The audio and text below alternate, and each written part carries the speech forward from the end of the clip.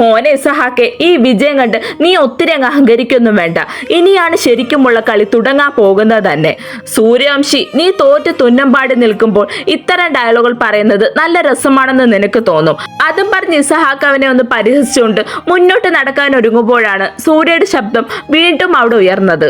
മഹാരാജാസ് കോളേജിലെ maths department HOD Anarkali എവിടെയാണെന്ന് കൂടി ഒന്ന് കണ്ടെത്തുന്നത് നല്ലതാണ്. അത് പിന്നെ പഠിപ്പിക്കുന്ന പിള്ളേരെ കൊണ്ട് ചാരപ്പണി കാണിച്ചാകരുത്. ഒരു പുച്ഛത്തോടെ അത്രയും പറഞ്ഞ് സൂര്യ ഇസഹാക്കിനെ നോക്കി നിൽക്കുകയാണ്. എന്നാൽ ഇസഹാക്ക് അത്ര പെട്ടെന്ന് വിട്ടുകൊടുക്കാൻ ഭാവമില്ലായിരുന്നു. ഇതുപോലുള്ള ചീഫ് ഷോയ്ക്കൊന്നും എന്നെ കിട്ടിയില്ല.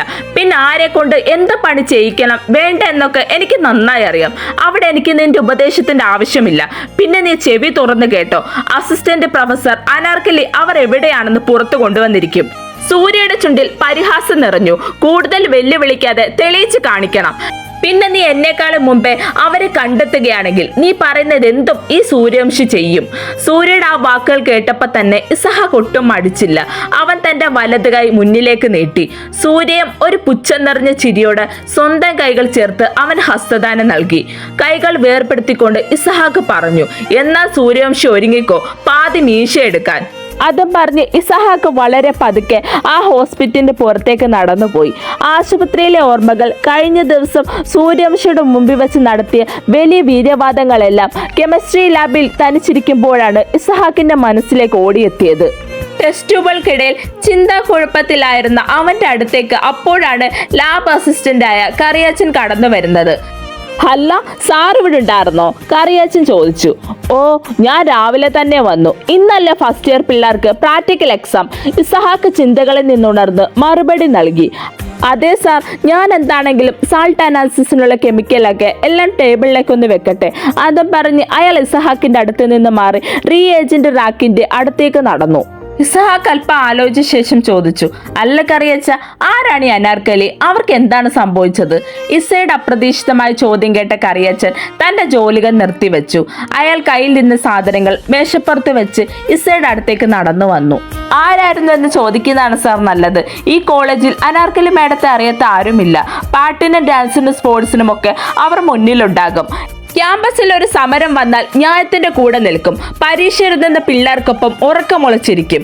കോളേജിൽ നിന്ന് പിള്ളേർ പോകുന്ന ഒരൊറ്റ ട്രിപ്പ് പോലും മാഡം ഇല്ലാതെ നടക്കില്ല. അതാണ് അനാർക്കലി മാഡം.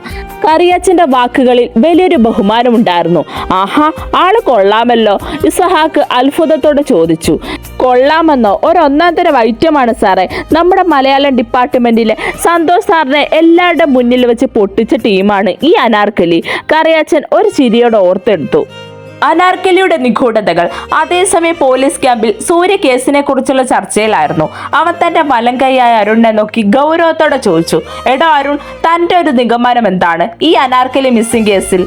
അത് സാർ, നമ്മൾ അന്വേഷിച്ചു തുടങ്ങിയതും നമുക്ക് പരാതി ലഭിച്ചതുമെല്ലാം ജേർണലിസ്റ്റ് പല്ലവിയുടെ മിസ്സിംഗ് കേസിലാണ്. അരുണിന്റെ മറുപടി കേട്ട് സൂര്യ തന്റെ കണ്ണുകൾ ചുരുക്കി. അവൻ കൂടുതൽ ശ്രദ്ധയോടെ അരുണിനെ നോക്കിയിരുന്നു. അരുൺ കേസ് ഡയറി തുറന്ന് കാര്യങ്ങൾ വിശദീകരിക്കാൻ തുടങ്ങി. 24 ന്യൂസിലെ ഇൻവെസ്റ്റിഗേറ്റീവ് ജേർണലിസ്റ്റ് ആണ് പല്ലവി. അച്ഛനും അമ്മയും ഇല്ലാതെയാണ് അവർ വളർന്നത്. കോട്ടയത്തെ നിർമ്മല ഭവനിലായിരുന്നു താമസം.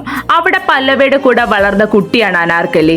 ചെറുപ്പം മുതൽ ഇരുവരും വലിയ സുഹൃത്തുക്കളായിരുന്നു. കാലം കടന്നുപോയപ്പോൾ അവരുടെ ആ സൗഹൃദം പ്രണയമായി മാറി. ഒടുവിൽ 2023 ഇരുവരും വിവാഹിതരായി ഒന്നിച്ച് ജീവിക്കാൻ തുടങ്ങി. അരുൺ ഒന്ന് നിർത്തി സൂര്യയെ നോക്കി. സൂര്യ കേസ് ഫയലുകളിലേക്ക് വിരലുകൾ അമർത്തിയിരിക്കുകയാണ്. അരുൺ വീണ്ടും തുടർന്നു. 4 മാസം മുൻപാണ് അനാർക്കലിക്ക് നേരെ ഒരാക്രമണം ഉണ്ടായത്. ആ സംഭവത്തിൽ ചില അസ്വഭാവികൾ തോന്നിയ ജേർണലിസ്റ്റ് പല്ലവി അനാർക്കലി പഠിപ്പിക്കുന്ന കോളേജ് കേന്ദ്രീകരിച്ച് ഒരു ഇൻവെസ്റ്റിഗേറ്റീവ് സ്റ്റോറി ചെയ്യാൻ തീരുമാനിച്ചു. എന്നാൽ അന്വേഷണം തുടങ്ങി 7ാമത്തെ ദിവസം പല്ലവി കാണാതാവുകയാണ്.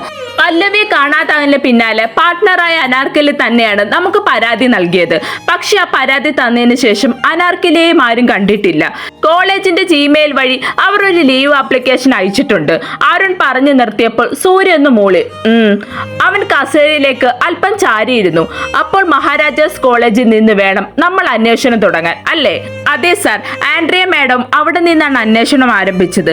കേസ് ശരിയായ വഴിക്ക് നീങ്ങി തുടങ്ങിയപ്പോഴാണ് പെട്ടെന്ന് മാഡത്തിന് അവിടുന്ന് ട്രാൻസ്ഫർ വരുന്നത്. അരുൺ ആ വാക്കൽ കേട്ടതും സൂര്യയുടെ ഭാവം മാറി. അപ്പോൾ ചില്ലറ പുള്ളികളല്ലല്ലോ അരുണെ നമ്മുടെ ഓപ്പോസിറ്റ് നിൽക്കുന്നത്. അതെ സാർ, അവർ ചില്ലറക്കാരല്ല. അത്രയും പവർഫുൾ ആയ ആളുകളായതുകൊണ്ടല്ലേ അത്രയും സ്വാധീനമുള്ള ആൻഡ്രിയ മാഡത്തെ മാറ്റിയതും പല്ലവി ഇല്ലാതാക്കിയതും, അരുൺ ഗൗരവത്തോടെ പറഞ്ഞു. സൂര്യ തന്റെ മേശപ്പുറത്തിരുന്ന പേന കയ്യിലെടുത്തു. അവന്റെ മുഖത്ത് ആത്മവിശ്വാസം നിറഞ്ഞു നിന്നു. ഓക്കെ, അങ്ങനെയാണെങ്കിൽ താൻ പോയി കേസിന്റെ ഇതുവരെയുള്ള ഫയലുകളെല്ലാം എടുത്തോണ്ട് വാ. നമുക്ക് ആദ്യം മുതൽ ഓരോന്ന് തുടങ്ങാം. സൂര്യയുടെ ഉത്തരവ് കേട്ട് അരുൺ ഫയലുകൾക്കായി ക്യാബിന്റെ പുറത്തേക്ക് നടന്നു. എന്നാൽ ഇതേ സമയം സൂര്യയുടെ മനസ്സിൽ എങ്ങനെയെങ്കിലും പല്ലവി, അനാർക്കലി ഈ രണ്ടുപേർക്ക് എന്ത് സംഭവിച്ചു എന്ന് കണ്ടെത്തണം. അതിനൊപ്പം തന്നെ ഇസഹാക്കിനോടുള്ള തന്റെ പ്രതികാരം അത് തീർക്കുക തന്നെ വേണം. അല്ലാതെ ഇത്തവണയും അവന് മുമ്പിൽ തോറ്റുകൊടുക്കാൻ തനിക്കാവില്ലെന്ന് സൂര്യ വീണ്ടും വീണ്ടും തന്റെ മനസ്സിനെ പറഞ്ഞു പഠിപ്പിച്ചു. സൂര്യ അരുണിനെ കാത്ത് അങ്ങനെ ടേബിളിൽ താളം പിടിച്ചിരിക്കുമ്പോഴാണ് 4-5 ഫയലുകളുമായി അരുൺ അവിടേക്ക് കയറി വരുന്നത്. അരുൺ ആ ഫയലുകളെല്ലാം മേശപ്പുറത്തേക്ക് വെച്ചിട്ട് സൂര്യയ്ക്ക് ഓപ്പോസിറ്റുള്ള ചെയറിലേക്ക് ഇരുന്നു. സാറേ, ഇതാണ് ആൻഡ്രിയ മാഡത്തിന്റെ കേസ്. ഒന്ന് ഞാനായിരുന്നു മാഡത്തെ അസിസ്റ്റ് ചെയ്തിട്ടുണ്ടായിരുന്നത്. ഒന്ന് മൂളിക്കൊണ്ട് അരുൺ കൊടുത്ത ഫയലിൽ നിന്ന് ഒരെണ്ണം എടുത്ത് സൂര്യ മറിച്ചു നോക്കാൻ തുടങ്ങി. അതിലെ പേജുകൾ ഓരോന്നായി മറിച്ചു. ഫയലിൽ തെളിഞ്ഞു നിന്ന ജേർണലിസ്റ്റ് പല്ലവിയുടെ പ്രൊഫൈൽ ചിത്രത്തിലേക്ക് സൂര്യയുടെ കണ്ണുകൾ നീണ്ടു. ആ മുഖത്ത് ദൃഢതയും ധീരതയും അവളുടെ അന്വേഷണ മികവിന്റെ തെളിവായിരുന്നു. പല്ലവി എന്ന ജേർണലിസ്റ്റിന്റെ കഴിവും അർപ്പണബോധവും ആ റിപ്പോർട്ടിൽ ഓരോ വരികളിലും വ്യക്തമായി രേഖപ്പെടുത്തിയിട്ടുണ്ടായിരുന്നു. ഹേടോ അരുണെ, ഇത് ചില്ലറ പുള്ളിയൊന്നും അല്ലല്ലോ. നമ്മുടെ ലോക് ഷോറൂം ഹോസ്പിറ്റലിൽ മൊത്തത്തിൽ ഒന്നെടുത്ത് അലക്കിയിട്ടുണ്ടല്ലോ പുള്ളിക്കാരി. അതെ സാറേ, സാർ ന്യൂസ് വായിച്ചിട്ടുണ്ടായിരുന്നില്ലേ? ലോക് ഷോറൂം ഹോസ്പിറ്റലിന്റെ മറവിൽ ഒരു വൻ റാക്കറ്റ് തന്നെ പ്രസവം കഴിഞ്ഞ സ്ത്രീകളുടെ മറുപിള മൊത്തം കൊണ്ടുപോകുന്നതും അത് പല കോസ്മെറ്റിക് ഐറ്റംസ് ആക്കി മാർക്കറ്റിൽ വൻ ഡിമാൻഡിൽ വിൽക്കുന്നതുമൊക്കെ ആ കേസ് തെളിയിച്ചത് ഇതേ പല്ലവി തന്നെയാണ്. പന്നോ മക്കൾ, ഇവന്മാരൊക്കെ കാശുണ്ടാക്കാൻ ഈ ലോകത്ത് വേറെ വഴിയൊന്നും കണ്ടില്ലേ? ഇത് മാത്രമല്ലല്ലോ സാർ ഇവന്മാരുടെ കച്ചവടം. സാർ ഈ റിപ്പോർട്ട് ഒന്ന് വായിച്ചു നോക്ക് എന്ന് പറഞ്ഞുകൊണ്ട് തന്റെ കയ്യിലിരുന്ന പത്രം റിപ്പോർട്ട് അരുൺ സൂര്യയുടെ നേരെ നീട്ടി. കേരളത്തിലെ പ്രമുഖ സൂപ്പർ സ്പെഷ്യാലിറ്റി ഹോസ്പിറ്റലെ കേന്ദ്രീകരിച്ച് വൻതോതിൽ നിയമവിരുദ്ധമായി അവയവ കച്ചവടം നടത്തുന്നുണ്ടെന്ന് ഇന്ന് കേവലം ഒരു ആരോപണം മാത്രമല്ല, ഞെട്ടിക്കുന്ന യാഥാർത്ഥ്യമാണ്. നിർധനരായ രോഗികളെയും കടക്കണിയിലായ സാധാരണക്കാരെ ലക്ഷ്യമിട്ടാണ് ഈ മാഫിയ പ്രധാനമായി വല വിരിക്കുന്നത്. ലക്ഷങ്ങൾ വാഗ്ദാനം ചെയ്ത് വൃക്കയും കരണ്ട ഭാഗങ്ങളും കവർന്നെടുക്കുന്ന ഏജന്റുമാർക്ക് പിന്നിൽ വൻകിട ആശുപത്രികളുടെ മാനേജ്മെന്റും ചില പ്രമുഖ ഡോക്ടർമാരുമുണ്ട്. എന്റെ കർത്താവെ, ഇച്ചാനൊന്ന് കാണുമെന്ന് വിചാരിച്ചിട്ടല്ലേ നേരെ 9:30 ആകുന്നതിന് മുമ്പ് തന്നെ ഞാൻ ഇങ്ങോട്ട് കെട്ടിയെടുത്തത് തന്നെ. എന്നിട്ട് ആ മനുഷ്യനെ പോയിട്ട് അങ്ങയുടെ പൂട പോലും ഇവിടുന്ന് കാണുന്നില്ലല്ലോ. കോളേജിൽ എത്തിയത് മുതൽ ജുവാനയുടെ കണ്ണുകൾ അവളുടെ ഇച്ചാനു വേണ്ടി 360 ഡിഗ്രിയിലാണ് കറങ്ങിക്കൊണ്ടിരിക്കുന്നത്. എന്റെ കർത്താവെ, ഒന്ന് കണ്ടിട്ട് ക്ലാസ്സിൽ കയറാമെന്ന് കരുതിയിട്ട് ഇവിടെ ഒന്നും ഇല്ലല്ലോ ആള്. എന്റെ മാതാവെ, ഒന്ന് കണ്ടാ മതിയായിരുന്നു. ഞാൻ ഇന്ന് വൈകുന്നേരം തന്നെ കാപ്പോളെ വന്ന് 2 മെഴുകുതിരി കത്തിച്ചോളാമേ. എന്താണ് ജുവാന, നടു റോഡിൽ നിന്ന് സ്വപ്നം കാണുവാണോ? ഗാംഭീര്യം നിറഞ്ഞ ആ ശബ്ദവും അതിനൊപ്പം തനിക്ക് ചുറ്റും വ്യാപിക്കുന്ന ആ പെർഫ്യൂമിന്റെ ഗന്ധവും മാത്രം മതിയായിരുന്നു അവൾക്ക് ആളെ മനസ്സിലാവാൻ. ജുവാനയുടെ കാലുകൾ ആ ഒരു നിമിഷം അവിടെ നിന്നുപോയി. അവൾക്ക് ശബ്ദം കേട്ട ഭാഗത്തേക്ക് നോക്കണമെന്നുണ്ട്. എന്നാൽ മനസ്സും തലച്ചോറും അവിടെ മത്സരിച്ചു കൊണ്ടിരിക്കുകയാണ്. മനസ്സിൽ ഭയം ഇരച്ചു കയറുന്നുണ്ടെങ്കിൽ തലച്ചോറിന് അവനെ ഒന്ന് കാണണമെന്നുള്ള ആഗ്രഹമാണ് മുന്നോട്ട് നിൽക്കുന്നത്. ടെൻഷൻ കൊണ്ട് അവളുടെ ഹൃദയം ഇപ്പോൾ പൊട്ടിപ്പോകും പോലെ ഇടിച്ചു തുടങ്ങി. ഹലോ, എന്തോന്നും മിണ്ടാത്തത്?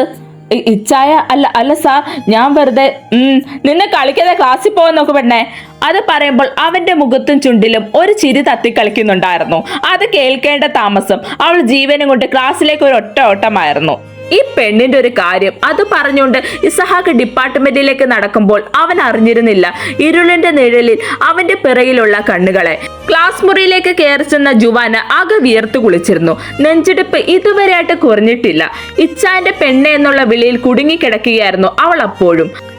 അപ്പോൾ എല്ലാവരും പറഞ്ഞത് ശരിയാണ്, ഇച്ചായൻ എന്നെ ഇഷ്ടമായിട്ടുണ്ടല്ലേ? ഞങ്ങളുടെ വിവാഹം വേഗം കാണുമല്ലോ. ചോദ്യം മനസ്സിലേക്ക് വന്നപ്പോൾ അവളുടെ മുഖം ചെന്താമര പോലെ ചുവപ്പ് നിറഞ്ഞിരുന്നു. മീലി ബസ് സ്റ്റോപ്പിലേക്ക് വേഗം കാല് വലിച്ചു നീട്ടി നടന്നു. അതിനൊപ്പം തന്നെ ഫോണിൽ ഉമ്മുവിന്റെ വീട്ടിലേക്ക് വിളിച്ച് സംസാരിക്കുന്നുണ്ട്. അവൾക്ക് പിറകെയുള്ള ഒരു കയ്യകലത്തിൽ അവൾക്ക് പിറകെ തന്നെ കൂടിയിട്ട് ഇപ്പോൾ കുറച്ചു നേരമായി. ഒരവസരത്തിനായി സ്വാഭാവികമെന്ന് തോന്നുന്ന ഒരു കൊലപാതകം, അതാണ് മാഡത്തിന്റെ ഓർഡർ. അതിനു വേണ്ടിയുള്ള കാത്തിരിപ്പിലാണ് അയാൾ. എന്റെ ഉമ്മു, എന്നാൽ ഇക്കാക്കെ ഇസഹാ സാർ സേവ് ചെയ്യുമെന്ന് ഞാൻ സ്വപ്നത്തിൽ പോലും കരുതിയില്ല കൊച്ചെ. അന്ന് ആ പള്ളിയിൽ വെച്ച് സാറിനെ കണ്ടപ്പോഴും അയാൾ പറഞ്ഞ ആ വാക്കിന്റെ അർത്ഥം എനിക്ക് ശരിക്കും മനസ്സിലായില്ല.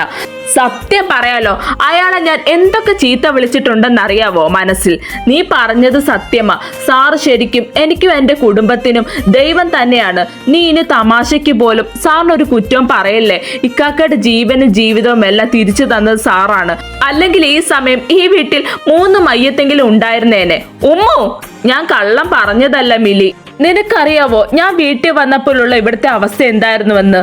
ആകെ തകർന്നിരിക്കുകയായിരുന്നു ഉപ്പച്ചി ഉമ്മച്ചിയും. ഞങ്ങളുടെ കുടുംബത്തിലെ ആകെ പ്രതീക്ഷ ഇക്കക്കയായിരുന്നു. ഇക്കക്കയുടെ നേരെ ഇങ്ങനൊരു കേസ് വരുമ്പോൾ പിന്നെ എങ്ങനെയാ മില് ഞങ്ങൾ പിടിച്ചു നിൽക്കുക? അല്ല, ഞാൻ ചോദിക്കാൻ മറന്നു, നീ എന്താ ഇപ്പോൾ പറഞ്ഞത്? സാർ എന്ത് കാര്യമാ പള്ളി വെച്ച് നിന്നോട് പറഞ്ഞത്? ഉമ്മോ, നീ ഫോൺ ഒന്ന് വേഗം വെച്ചേ, ബസ് വന്നു. എന്റെ തന്തുവിന് ആനവണ്ടി വന്നിടി പെണ്ണെ. ഫോണ് കട്ട് ചെയ്യാൻ നോക്ക്. അത് പറഞ്ഞോട്ട് മിലി ഫോൺ കട്ട് ചെയ്ത് ബസ്സിലേക്ക് ഓടിക്കേറി. പിന്നെ ആനവണ്ടിയുടെ ചാർജിൽ ഒരു യാത്രയായിരുന്നു അങ്ങോട്ട്. എന്റെ മിലിക്കൊച്ചെ, നിനക്കൊരു 10 മിനിറ്റ് നേരത്തെ വീട്ടിൽ നിന്ന് ഇറങ്ങിയ ഇങ്ങനെ വേർത്ത് കുളിച്ച് ബസ്സിൽ വന്ന് കയറേണ്ട ആവശ്യമുണ്ടോ? കണ്ടക്ടറായ ചേച്ചി അത് ചോദിക്കുമ്പോൾ ഒരു ചമ്മയെ ചിരി പാസ്സാക്കുക മാത്രമായിരുന്നു നമ്മുടെ മിലി ചെയ്തത്.